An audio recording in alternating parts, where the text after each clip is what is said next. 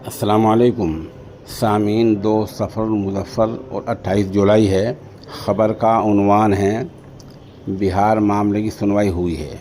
Supreme court نے election commission سے آج پھر کہا ہے کہ آپ آدھار کارڈ، ووٹر کارڈ اور راشن کارڈ پر وچار کریں، غور کریں اور کل منگل صبح 10 بجے تک حلفیہ بیان دے کر ایک جواب داخل کریں۔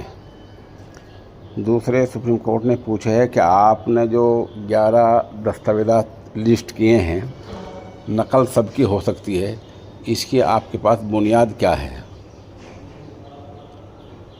اس طرح سپریم کورٹ نے یہ بھی کہا ہے کہ ہم فی الحال روک تو نہیں لگا رہے ہیں، اگر ضرورت پڑی تو پورا معاملہ ادھر سے ادھر بھی کیا جا سکتا ہے، رد بھی کیا جا سکتا ہے۔